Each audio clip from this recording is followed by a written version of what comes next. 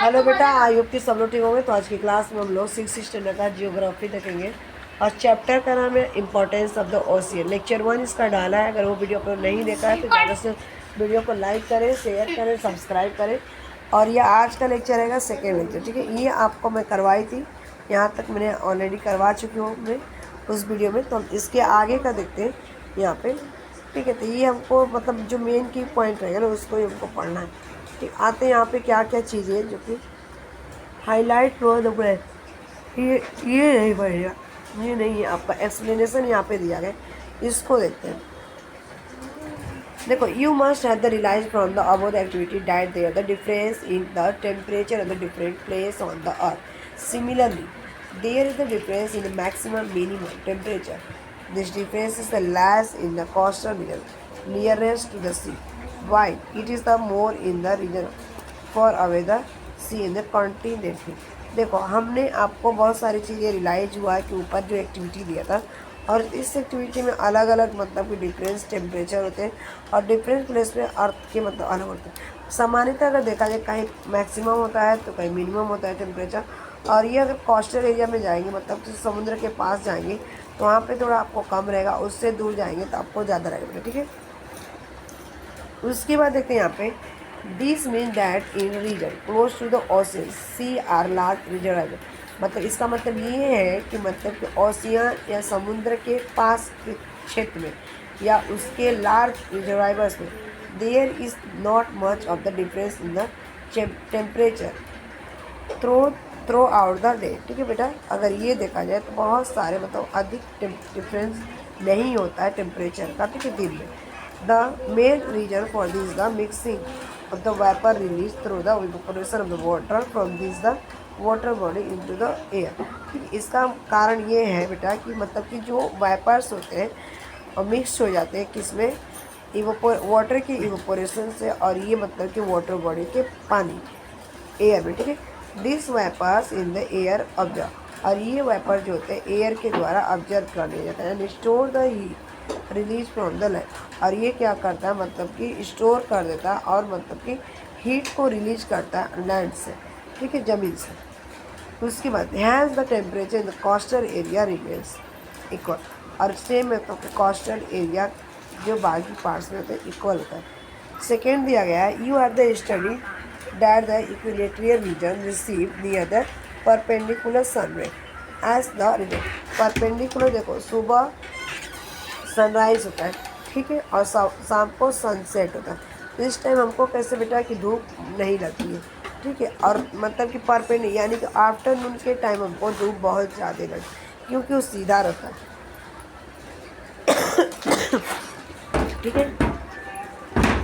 आते हैं यहाँ पे आखिर, These area get the more heat whereas the polar region receive the highest sunlight rate।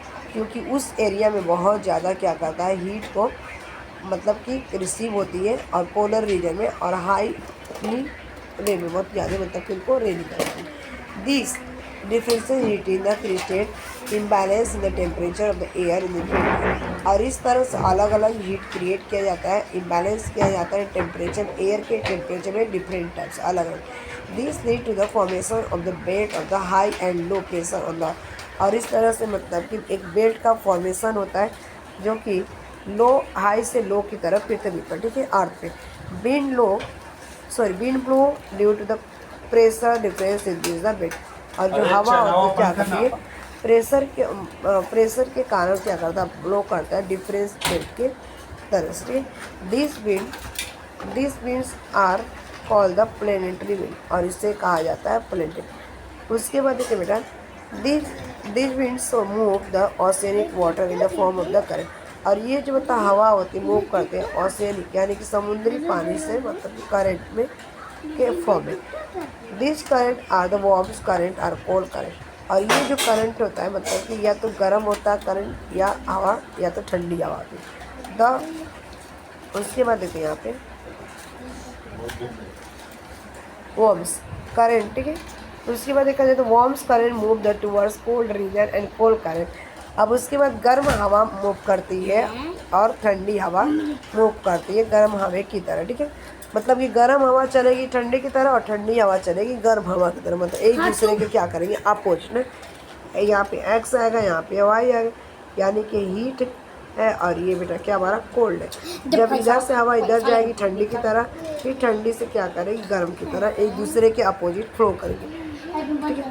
To the polar region and from the polar region to the equator area, और same ऐसे polar यानी कि बहुत जहाँ पे ठंडी होती है, ठीक है। This lead to the distribution of the heat on the, और इस तरह से मतलब कि अर्थ पे क्या होते हैं हीट का रिडिस्ट्रीब्यूशन होता है। The cold current moving towards the equatorial region make the temperature of the coastal area in that zone milder, where as the warm current coming in the colder region cause the temperature coastal area to the rise we have seen in the future। अच्छा, इस तरह से मतलब कि same मतलब वही बात की गई कि ऊपर से नीचे, नीचे से ऊपर की तरफ आएगी, ठीक है। और इसको मतलब यहाँ पिक्चर दिखाया गया, देखते हैं। The ocean act in the control of the global temperature in the two way describe above, ठीक है। मतलब कि जो मतलब कि ये मतलब ऊपर जो दिया गया है टेम्परेचर, ग्लोबल टेम्परेचर को कंट्रोल करने के लिए ocean act sorry the ocean have the vast expanse, ocean के पास एक वास्ट एक्सपेंस होता है। There huge amount of the vapour get the create, और इस तरह से बहुत बड़ी मात्रा में वेपर क्रिएट करता है, यानी कि warps. This process go on the continue, और इस प्रोसेस कंटिन्यूस मतलब चलती रहती है। From this the vapour, vapour से द अर्थ गेट रेनफॉल, और वेपर से क्या होता है यानी कि रेनफॉल। वाटर साइकिल की बात की गई, ठीक है बेटा, water cycle. Ocean are the source of the rain, ठीक है। मतलब कि ओशियन का जो सोर्स होता है रेन का सोर्स ओशियन है, ओशियन का सोर्स रेन है। The rain water flow through the river stream and the finally flow back into the ocean, और यहाँ पे अगर देखा जाए जो पानी होता है रेन वाटर का, बारिश का, और रिवर्स स्ट्रीम और झरने से फाइनली बहते हुए ये कहाँ पे मिल जाती है जाके लास्ट में सागर में मिल। This make is the period that the beginning and the end of the water cycle take place in ocean, और इस तरह से स्टार्टिंग और शुरुआती मतलब कि दोनों का एंडिंग कहाँ पे होता है प्लेस, मतलब कि वाटर साइकिल ये चक्र चलता रहता है, ठीक है। उसके बाद देखते हैं बेटा यहाँ पे डू यू नो, क्या आप जानते हैं, in the future it will be possible to generate the electricity with the help of the oceanic wave and the tide. आपको फ्यूचर में मतलब कि पॉसिबल होगा कि मतलब कि जनरेट करने के लिए इलेक्ट्रिसिटी ओशियनिक वेव के और टाइड्स के हेल्प के साथ, ठीक है। उसके बाद it is possible to the convert the saline ocean water into the potable drinking water, और ये भी संभव है कि जो सलाइन ओशियन है यानी कि समुद्री मतलब कि खारा पानी, ठीक है, इसको बोलते हैं खारा समुद्र की जो पानी है इसको पीने योग्य पानी में इसको कन्वर्ट कर दिया जाएगा फ्यूचर में। This means the reduce the scarcity of the drinking water to the some extent, मतलब कि अगर इस तरह से अगर पानी की मतलब खपत नहीं होगी, स्कर्सिटी रहेगी, कम होती जाएगी, इसको एक्सचेंज करने के मतलब ऐसे टेक्निक लाए हैं। The drinking water is the city of the Dubai in the United Arab Emirates is the being the made available through the method. पीने योग्य पानी अगर सिटी में देखा जाए तो दुबई, ठीक है, दुबई कहाँ पे है, ये यूनाइटेड अरब अमीरात में है, जो कि इसको अवेलेबल किया गया मेथड से बना। ये हमारे मैंग्रोव फॉरेस्ट, ठीक है, ये पिक्चर आपको बेटा क्या दिखाएगा, मैंग्रोव फॉरेस्ट को शो कर रहा है, ठीक है, मैंग्रोव फॉरेस्ट। नेक्स्ट इसमें क्या है, in the swampy area of the sea coast and in the area of the storage the soil are the saline and the climate humid in such the area mangrove forest with the tiwari and the sundari grow well. The wood of the mangrove tree is light and oily. It lasts longer. It is used as a fuel and also for the seed building. The mangrove forest protect coastal area from the huge wave. This forest also protect the biodiversity in the coastal area. If these the forests are located near the coastal town, they are called the lungs of this the town. इस paragraph को अगर बेटा देखा जाए समुद्र की area के जो आसपास होते हैं, और ये मतलब पूरी उस एरिया को सॉइल मिट्टी और सलाइन जो होते हैं ना, यानी कि जो खरा पानी होते हैं उस समय में मतलब क्लाइमेट में और ह्यूमिडिटी होती है, उसमें मैंग्रोव फॉरेस्ट जैसे तिवारी और संडे करके ग्रो कर गया। और ये मतलब मैंग्रोव ट्री जो होता है ना लाइट होते हैं, हल्के होते हैं बेटा, और उसके बाद ऑयली होते हैं, और ये लास्ट लॉन्गर होता है, ठीक है, लास्ट। इसका यूज किसके लिए किया जाता है, फ्यूल के लिए, और इसको सिप बिल्डिंग के लिए, और ये जो मैंग्रोव फॉरेस्ट है ये कोस्टल एरिया को प्रोटेक्ट करता है और वेव को से तरंग से, ठीक है, यानी जो तरंगे आती हैं उससे हमें प्रोटेक्ट करता है। दिस फॉरेस्ट मतलब प्रोटेक्ट करता है बायोस डाइवर्सिटी कोस्टल एरिया को, और इस तरह से मतलब लोकेटेड है कहाँ पे, कोस्टल टाउन, जिसे लॉन्ग्स ऑफ द टाउन कहा जाता है मैंग्रोव फॉरेस्ट को, ठीक है बेटा। ये इंफॉर्मेशन है कलेक्ट करना यहाँ पे आ जाते हैं ये सारी चीज़ें।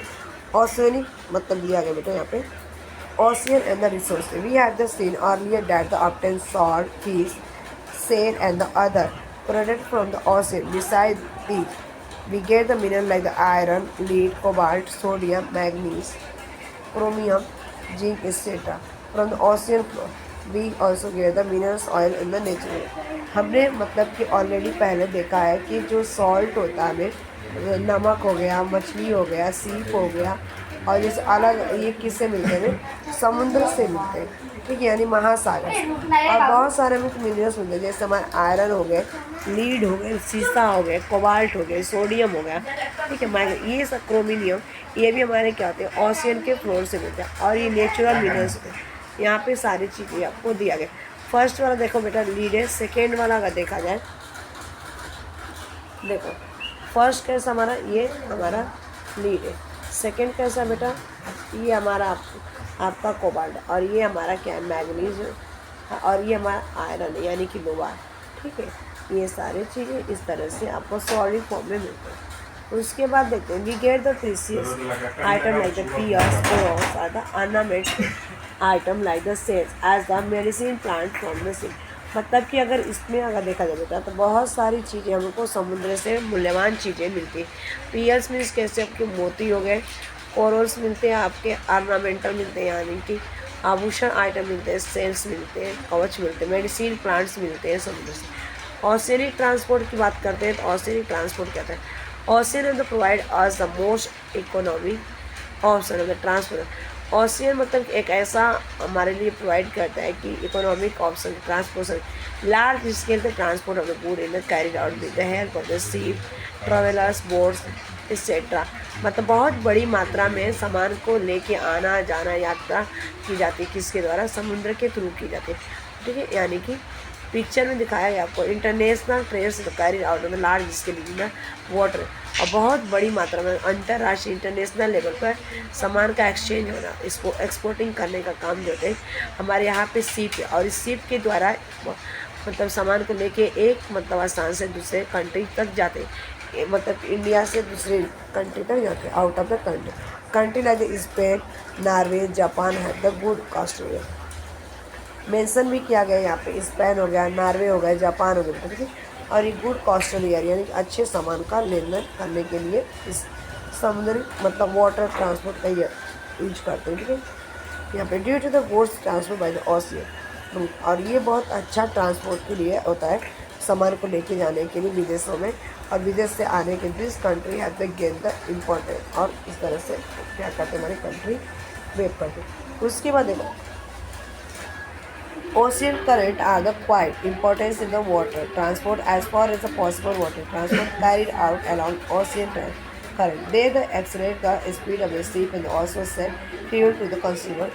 अब इस तरह से अगर सामान को मतलब कि लेके जाता है ट्रांसपोर्ट करने का, ये जो शिप होता है इसमें हमारा क्या किसके थ्रू जाता है, वाटर ट्रांसपोर्ट बोलते हैं। और ओशियन करंट मतलब कि बहुत शांति से जाते हैं, बहुत ये पॉसिबल हो गए बहुत दूर तक सामान लेके आने जाने का, ठीक है। और मतलब ओशियन करंट के थ्रू ये चला जाता है ये, और एक मतलब कि स्पीड शिप की स्पीड बहुत ज़्यादा होती है, हमारा फ्यूल भी बच जाता है, हमारा टाइम भी बच जाता है, ठीक है। उसके बाद देखते हैं बेटा यहाँ पे water transport is the conducted on the much higher scale as compared to the other mode of the transport. Hence, for the transport of bulky materials like the coal, crude oil, raw material, metallic, minerals, food, grains, etc. Water transport is given the preference. अगर water transport conduct किया जाता है किसके लिए, बहुत higher scale के, बहुत बड़ी मात्रा में कंपेयर किया जाए दूसरे मतलब मोड जो मतलब कि आप ट्रेन के साथ ले जा सकते हैं, ट्रेन में जाने के लिए ज़्यादा टाइम लगेगा, लेकिन अगर दूसरे कंट्री हमको जाना है इंडिया से, तो कैसे लेके जाएंगे? इनकी हम एरोप्लेन से सामान को तो लेके आ नहीं सकते, तो इसीलिए हम किससे लेके आएंगे? यहाँ से शिप से आता है। और ये शिप जैसे अगर देखा जाए तो बुल्की मेटल्स लाइक है, कोयला हो गया, ठीक है, क्रूड आयल, कच्चा तेल, पेट्रोल हो गया, का मतलब कच्चे पदार्थ हो गए, मेटेलिक धातु हो गए, खून हो गए, ये सारी चीज़ें ट्रांसपोर्ट के द्वारा आता है, समुद्र के द्वारा। उसके बाद देखते हैं बेटा यहाँ पे इशू रिलेटेड ओशन। अब ये तो मुझे हमको बेनिफिट मिला किससे? ओशन। अब इनके कुछ मतलब कि हमें हार्मफुल रहेंगे इससे इशू, क्या क्या प्रॉब्लम क्रिएट करना पड़ेगा, क्या क्या प्रॉब्लम फेस करना पड़ता है, ठीक है। About 70.8% of the surface of the earth is occupied with water. और 70% मतलब कि पृथ्वी का जो सरफेस है पानी से घिरा है। In order to fulfil the requirement, और मतलब कि जो फुलफिल हमारे रिक्वायरमेंट होते हैं, मैन अंडरटेक मेनी द बहुत सारे मतलब कि जो हम लोग एक्टिविटी यूज कर दी lead to the production huge amount of the different type the waste. और इस तरह से देखा जाए बहुत बड़ी मात्रा में मतलब पानी का वेस्ट भी करते हैं हम अलग अलग तरीके। This waste materials cost pollution, और इस वेस्ट करने से हमें बहुत सारे पॉल्यूशन और oceanic water measure and serious issue that has develop in the recent, मतलब कि आगे वाले समय में मतलब बहुत सारे हमको सीरियस इशू प्रॉब्लम क्रिएट हो सकता है, ठीक है, होगा, क्योंकि ओशियनिक जो मतलब कि समुद्री पानी का जो पॉपुलेशन है क्या हो रहा है वो दिन पर दिन बढ़ते जा रहा है। देखते हैं यहाँ पे बेटा ऑयल स्पिल, यानी कि तेल गिर रहा है, ये इसमें दिख रहा है इस पिक्चर में। Release the waste produce in the coastal city into the sea, और जो मतलब कि वेस्ट प्रोडक्ट है उसको रिलीज कर दिया जाता है सीवेज में, और ये सब जाके कहाँ पे मिल जा रहा है बेटा? समुद्र में मिल जा रही है। तेल जिसे दे रहा है जो फैक्ट्री के रहते कारखाने के रहते, और सब जितने भी आते हैं प्रोडक्ट इसमें क्या होते मिलते हैं, और जिससे में क्या होती है हानिकारक होगी और आगे आगे समय, ठीक है। Minerals throw out from the sea, और जो मिनरल्स होते हैं सॉरी मटेरियल्स जो होते हैं वो क्या कर जाते हैं शिप से बाहर फेंक दिए जाते हैं। एक्सप्लॉइटिव फिशिंग, यानी कि जो मछलियाँ होती हैं एक्सप्लॉइट हो जाती हैं, वो भी मतलब एक तरह से सामान्य डेंजर होती जा रही है। Cutting of the mangrove forest in the coastal area, और कोस्टल एरिया समुद्री किनारे का जो मतलब जंगल है मैंग्रोव उसको कट कर दिया जा रहा है। Disaster cause by the water mines, और वाटर माइन के जो कारण डिजास्टर भी हो सकते हैं। Sewage free by the industrial city, और मतलब कि सीवेज जो मतलब कि केमिकल्स हो गए उनको छोड़े जाते हैं, बहुत सारी चीज़ें, ठीक है। एक्सक्रेशन कैरी आउट इन, और बहुत सारे मतलब कि सी से एक्सक्रेशन कर दिए जाते हैं। All things listed above lead to the large scale population of the oceanic water. Some coastal regions are prone to the death of the rats of the aquatic animal, और बहुत सारे मतलब की चीज़ें जो कि लिस्ट में दिया गया ऊपर, तो ये बहुत बड़ी मात्रा में अगर देखा जाए बहुत लार्ज स्केल में, तो पॉपुलेशन ओशियनिक वाटर के पॉल्यूशन भी होते हैं, पॉल्यूशन भी होता है कुछ कोस्टल में अगर देखा जाए, तो ये प्रोबिंग किया जाता है डेथ ट्रैप में, जैसे एक्वाटिक एनिमल्स की डेथ हो जाती है, सामान जहाँ जो कि नीचे आ जाते हैं fishes. As a well aquatic animals are under the threat of the drain, जैसे ब्लू वेल हो गया जैसे बेटा आपका, types of other sea turtles, dolphin, ये सारे क्या होते हैं मतलब कि सीप के अंदर आ जाते हैं, लेकिन डेथ हो जाती है। उसके बाद तो कुछ है